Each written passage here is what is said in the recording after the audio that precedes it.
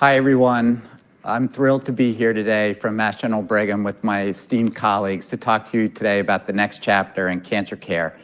My name's Dave Ryan. I'm a medical oncologist and the physician-in-chief at Mass General Brigham Cancer, and I'm with colleagues of mine from our Cancer Institute, and I'll let them introduce themselves, and we'll start today with Dr. Cooper. Thank you, Dave. My name is Zara Cooper. I'm a trauma and acute care surgeon at Brigham and Women's. I'm also the director of the Center for Geriatric Surgery.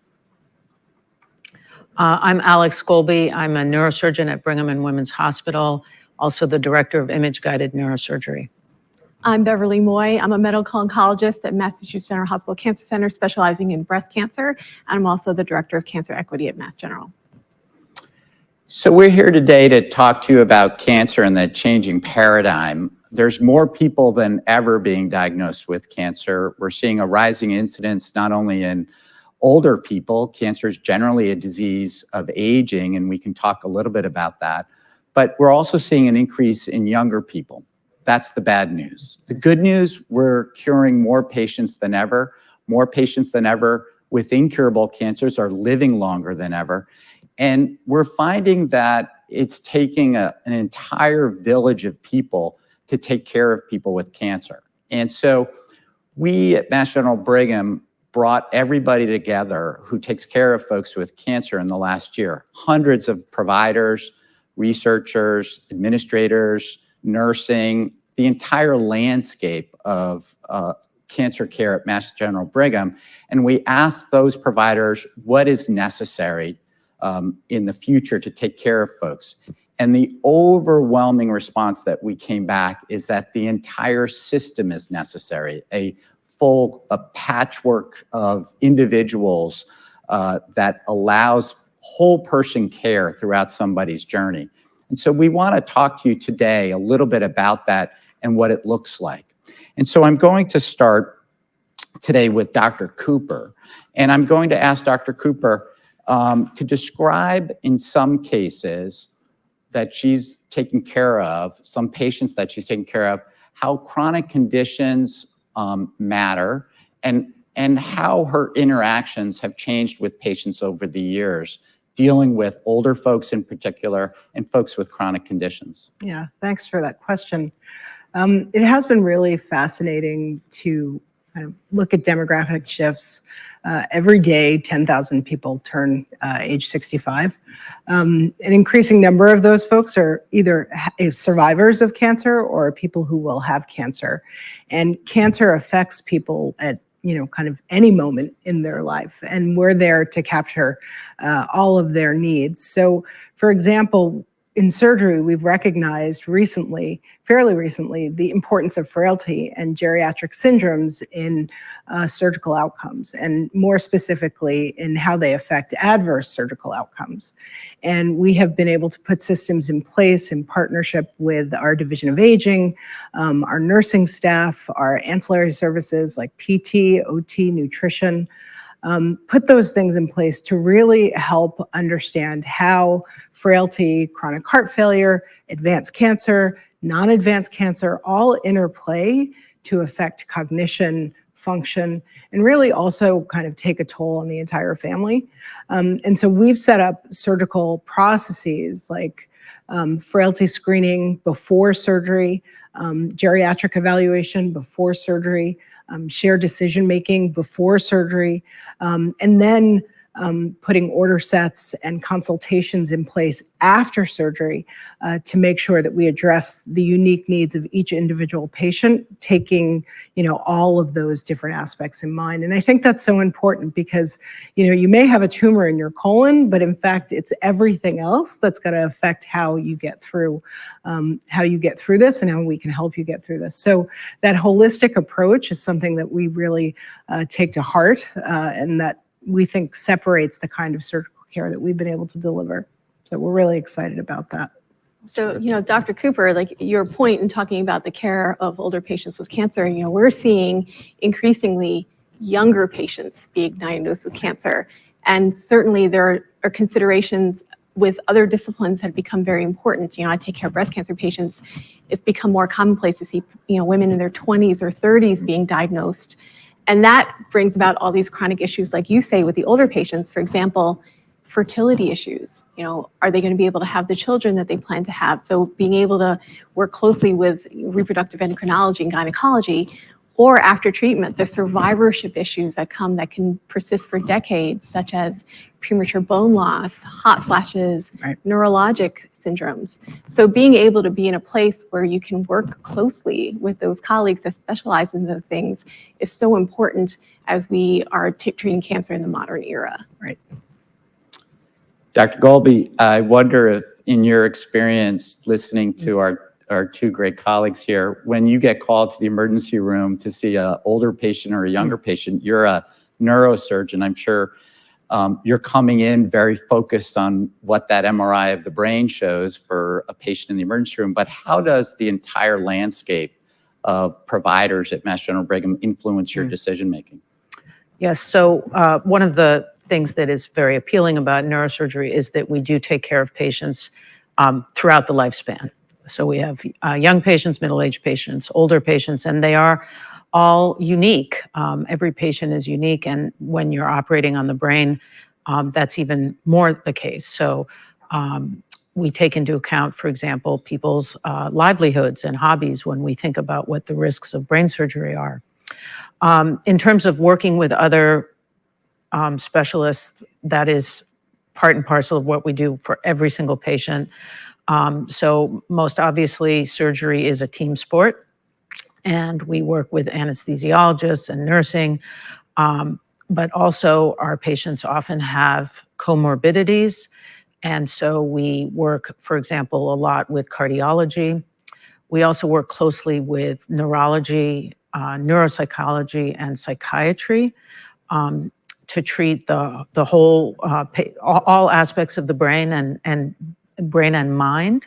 And actually, we're very lucky now. We are all co-localized, neurology, neurosurgery, and psychiatry. And then as needed, we bring in other specialists. So one of the brain tumors that we operate on frequently is metastatic brain tumors. So we can actually have close collaborations with those tumors that tend to metastasize to the brain. So for example, our breast cancer colleagues we work with very closely. So it takes this entire village actually to give each patient the best chance at the best case scenario. I'm going to come back to you, Dr. Golby, and comment, it does take this village to take care of people in general, but each person's an individual. So what does personalized cancer care mean for you? So I think in general, surgery is almost by definition very personalized. Every surgical case is somewhat unique. And in the brain, I can truly say 25 years in practice, I've never done the same case twice for a brain tumor patient. So it is the very essence of personalized care. We have to take into account how individual brains are organized, how they may be reorganized by disease processes. My work in brain mapping is very much about mapping an individual brain prior to surgery in order to avoid causing neurologic deficits. So not extrapolating from generalities, but really honing down on that patient's specific anatomy and physiology. And I did also want to mention something that sometimes is not at the forefront of people's minds when they think about cancer, which is that almost every single patient with cancer is going to have a surgery.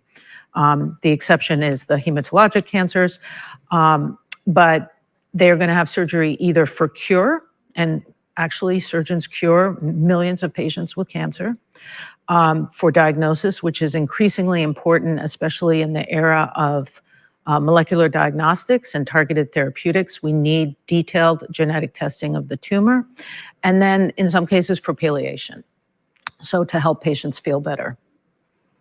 So I'm going to ask Dr. Moy to expand on that comment about molecular pathology. What is molecular pathology? And as a breast oncologist, can you take care of somebody today without it? So molecular pathology in the modern era of cancer treatment is vital. It's incredibly important.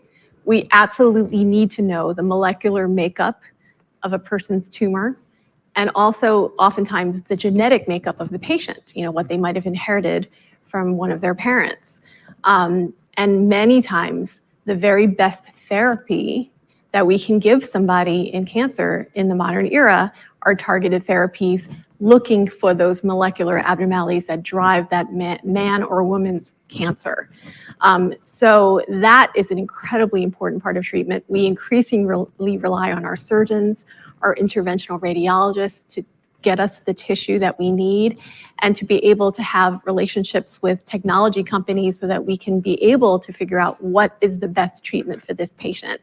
The great thing is that many of these treatments are tolerated better than the old stuff we give, like chemotherapy, for example. So to be able to go to a place where you are able to get that information quickly is vital if you're diagnosed with cancer. So I want to also emphasize that the DNA of your tumor is a combination of the DNA that you're born with, what we call your germline DNA, and also the molecular mutations that happen to that DNA as the cancer grows and develops over time. I wonder if you could comment, Dr. Cooper, on the approach that we as a community are taking as we apply molecular genotyping, both the germline and the molecular genotyping of the tumor itself, to the cancer patients that you see today? Does it change if they're older or younger? And how do you approach that? Yeah, well, thank you for that question. I think, again, thinking about a holistic approach, the treatments may be targeted to the cancer, but we do need to think about the person who needs to tolerate those things. And so we have a growing appreciation and ability to determine how these various treatments are going to affect functional status, how they're going to affect quality of life, how they're going to affect livelihood. And we also have an increasing ability with the way that we're actually targeting our palliative therapies. And when I think about palliative therapies, I'm not just talking about the palliative cancer treatments. I'm talking about palliative care, about capturing patients early in their diagnosis and in their illness trajectory to understand the things that are important to them so that we can guide that treatment throughout the course of their life. And it is their entire life, because we increasingly see those younger patients who had breast cancer or who have breast cancer, and then they meet me in the emergency department when they have a gallbladder attack, right? And how is that surgery going to affect their chemotherapy? And it really does take a team of me being able to call an oncologist who I know, because I've worked with them for so long, and say, we've got this patient, are they on a trial, are they not on a trial, where are they in their cancer process, how long can we wait, what is the best treatment from a surgical standpoint so that I don't interrupt their cancer treatment, or that I can maximize their function so that they can tolerate what they need to do. So, thinking about how this team approach comes up in ways that you wouldn't necessarily expect, I think is really critical when patients and families are trying to make decisions about where they want to receive their care. Give you an example, and I'm going to put Dr. Golby on the spot here for a second, but you're called to the emergency room to see a 55-year-old with lung cancer who has a new brain lesion. Does it matter if they have a specific mutation in that lung cancer versus not, about how you're going to approach that? And is that going to be probably, I'm going to throw you a little softball, the first question you ask is of that particular patient, what kind of lung cancer it is from a molecular standpoint? Right, so having access to all the previous treatment records is really important, because we are not starting fresh when a patient comes to the emergency room. If they've had their care within the system, we know things like what type of molecular diagnosis it is. For us, when we're talking about the brain, sometimes the sort of neurologic imperative trumps any molecular issues, because the tumors in the brain cause swelling, and swelling inside our heads can cause severe neurologic deficits and death. So we are always thinking about what the best treatment is. Sometimes it's surgery, sometimes it's another treatment. So we have minimally invasive treatment called laser interstitial thermal therapy, which allows us to ablate tumors or kill them, which is still a surgery but minimally invasive. And then we also work with our colleagues in radiation oncology to treat with focused radiation. And so all of those things are on the table. And as Zara said, we're trying to match that with the patient's goals, with what their medical comorbidities are, where they are in treatment, what other drugs they may be on, et cetera. So this approach to personalized care, let's say, Dr. Moy, a breast cancer patient, a 50-year-old woman with a couple of teenage children. My understanding is that anywhere from 5 to 10% of patients with breast cancer will have an inherited predisposition to that cancer. That you will have ordered a test, that comes back, and after that mom is cured of her breast cancer, her next question to you is, well, what do I do with this predisposition? How do you approach that? So that is a very common scenario that we see in our clinics, and one that we have a lot of hope for, actually. So, and it's, I guess you can imagine that the potential medical ramifications for their children often is more important to them than their own medical issue. So as physicians who help care for the patient, you have to recognize that, you have to support them. What we have at Mass General Brigham, actually, we're very proud of a early detection and high risk center, where, you know, children of women or men who have a genetic predisposition, for example, the BRCA mutation is one that gets a lot of attention, can go to determine should they get tested. If they're not ready to get tested, what kind of screening should they undergo? Are there new technologies that might help them in determining their own risk and their own screening behaviors? And we're very lucky to be able to interact with a really robust team of genetic counselors and specialists. Sometimes patients need special risk-reducing surgery, like having their ovaries removed, for example, and we have an amazing GYN oncology team that we work with. So it does require working with a lot of different types of doctors together to give the best care for the entire family in that situation. Terrific. So let me turn to a third topic. So our commitment to equity at Mass General Brigham is full tilt. It is our commitment to equity is a part of every question now that we ask about all of our new clinics, all of our new projects, all of our research studies. Dr. Moy, can you tell me from your perspective how that has changed and how that's influencing your work today?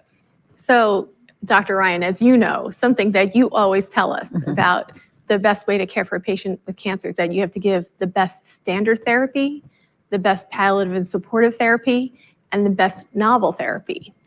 And what we've discovered, and we've talked about this molecularly driven era of cancer treatment, is that a lot of the best therapies that are available to patients that are looking at the molecular makeup of a cancer patient, the best therapies are actually in clinical trials only, because these clinical trials are testing new therapies that are not yet FDA approved and not standard therapy.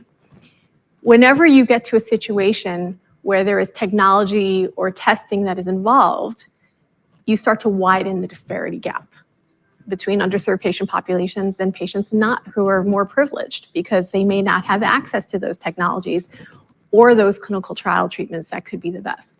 And at Mass General Brigham, we have over 1,000 treatment clinical trials focused toward cancer. The important thing is to be able to provide access for all patients to be able to enter those trials.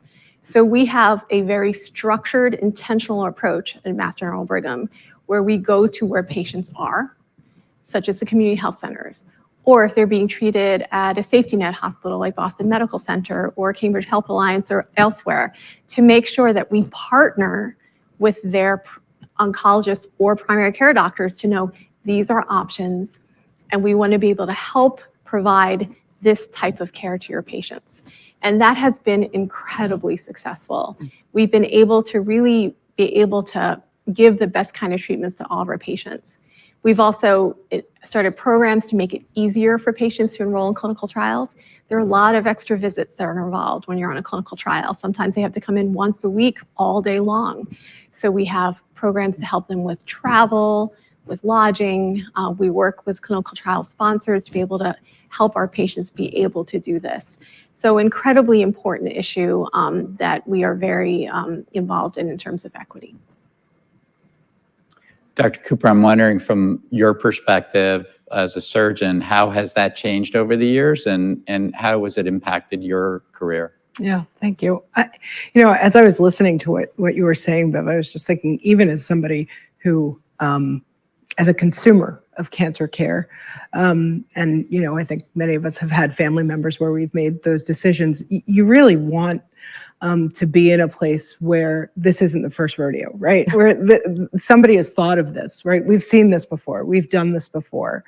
And it really is a benefit of being at a place like Mass General Brigham, where you just have such depth and breadth of experience in thinking about all of the types of issues that an individual and their family can confront as they deal with this. And so just thinking about the transportation issues and thinking about the lodging issues and thinking about all of those additional supports that need to be in place. And I think in surgery, as somebody who is not an oncology surgeon, so I don't treat cancer primarily, but I take care of lots of patients who have cancer and then have other problems, which may be from their therapy, it may be from their cancer, it may be from something completely unrelated.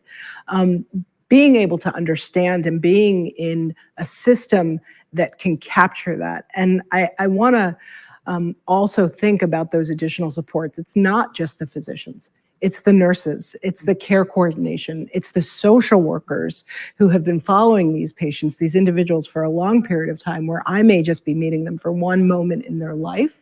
And so those equity issues become incredibly important when we start digging deeper and asking, the real questions about what does your life look like? Who is going to be able to take care of you after surgery? What are those social supports? We've been doing incredible work with Hospital at Home. There's now a trial about rehab at home, trying to keep patients in places where they're going to be the most comfortable for the longest period of time and keeping them out of institutions. So all of that is incredibly exciting, and thinking about it from an equity standpoint and being very intentional as a system and as individuals about making sure that we go to where the patients are instead of, unfortunately, the more traditional model where we've constantly said, you need to come to us. We're learning along the way. I don't think that we have it 100% right yet by any means, but I think what I have seen over the past 5 years has really been a transformation in how we think about partnership and how we approach a lot of these problems with greater humility, which I think is really important in the conversation. Well, and I think it's taking the mission seriously of Mass General Brigham, which is to take the very best care of every patient, right. To leave the field better off than how we found it for every patient, and to teach the next generation how to do those two things and support our community. Yeah. And so, Dr. Golby, I wonder if you could just comment on the educational efforts around equity in your department and in surgery more broadly. So I think that sometimes as surgeons, we are not as aware of many of the sort of psychosocial and economic issues that our patients face. Many patients come through the emergency room. We take care of them no matter what, and then let the system sort it out later. I think that connecting people, as you mentioned, Zara, we're not just one institution, we are a network of institutions. And so patients can come to one of the two academic medical centers when they need that level of care, but we also often refer patients back to one of our network hospitals for example, their follow-up imaging. So our patients with brain tumors, they get imaging all the time. That's how we follow them. And we have a network really where they can have it done almost throughout the state. And we can see those images instantly. because of the connectivity. Similarly, we refer to local oncologists and radiation oncologists so that patients aren't necessarily coming all the way into Boston for every treatment, but it's available. So if they have a complex primary brain tumor that requires all of our technology, which was what I thought you were going to ask me about, they can come and have that. But then if they don't need that, they can often have their treatment closer to home. And I think that's particularly important as patients live much, much longer with cancer, that they be able to have their treatments where it's convenient. That's great. Yeah. So we only have a few minutes left. I'd like for each of you to tell the audience something that you're most excited about in your field that gives you hope as you move forward. Yeah, thanks. So I guess the two things that I'm most excited about, and of course this is my bias, but I am very concerned about how the healthcare system is set up to care for increasing numbers of older adults. If you can imagine that 20% of the population by 2030, which is so close, is going to be over the age of 65. And so if we flip that and said, okay, in 6 years, 20% of the population will be under the age of 5, we'd be, kind of revolutionizing everything and how we think about it and how we orchestrate it. And so I think some similar things are needed. And so we have just received an investment from the West Health Foundation to create the West Health Accelerator at MGB specifically to implement geriatric specific processes across our health system so that wherever MGB cancer patients find themselves in our health system, they will receive age appropriate care if they're older adults. Within surgery, I'm incredibly excited by this increasing understanding in my field, which is acute care surgery, but also in neurosurgery and orthopedics and in other specialties about the importance of supportive care, palliative care, where surgery fits into that type of treatment, and thinking about the patient and the family as a unit of care. And I think as we take care of increasing number of cancer survivors at various stages of their lives, that's going to be really important because to Alex's point, anybody with cancer, most people with cancer are going to have surgery at one point or another. Dr. Golby? So I think one of the real privileges of working in a center like ours is working with our collaborators, both clinical collaborators, as we've been talking about, but very importantly, research collaborators. And so I have had the privilege of working closely for almost 25 years with colleagues to develop new technologies to help our patients, and seeing that come to fruition and actually be implemented clinically has been really great. And it's really what keeps a lot of us coming, year after year to work, is to be able to develop those new things and see our patients benefiting. So I've spent a lot of time working on brain mapping, where we map individual brain function, and that started out as a totally research thing and now is a regular clinical test that is done many times a week. And then I also work closely with a lab where they developed focused ultrasound as a new technology. And that's been translated to treating neurologic diseases, but also much more recently to the idea of blood-brain barrier opening, so targeted drug delivery. How can we get drugs into the central nervous system? And again, that went all the way from bench to bedside, and we continue to work together. So it's not just bench to bedside, it's a collaboration, and sometimes, in fact, often, it's bedside back to bench to inform from what our patients are experiencing when it works or when it doesn't work, to inform the research so that it can solve that problem. And Dr. Moy, in our last minute. Yeah, I want to harken back what I'm excited about, something that Dr. Cooper said earlier about humility and collaboration. I saw a couple of patients before this session in clinic this morning, one of whom was referred to us from Boston Medical Center 4.5 years ago, has a type of breast cancer that is more commonly seen in Black women, that's more aggressive. And we had talked with her oncologist, had a clinical trial for her, this amazing target therapy geared toward what she had. And then we called her for 3 weeks, she wouldn't call us back. her Boston Medical Center oncologist called her while on vacation and said, get to Mass General. Yeah. We're working together. And the patient enrolled, was very suspicious of at first, but it's been 4.5 years. She's on the same clinical trial, and the 2 drugs she's getting are now FDA approved, right? That requires collaboration, humility. You know, the patient now speaks in the community about the importance of trials. I'm very excited about how we're all working together to tackle amazingly huge problems, but doing a great job. And on that note, thank you very much.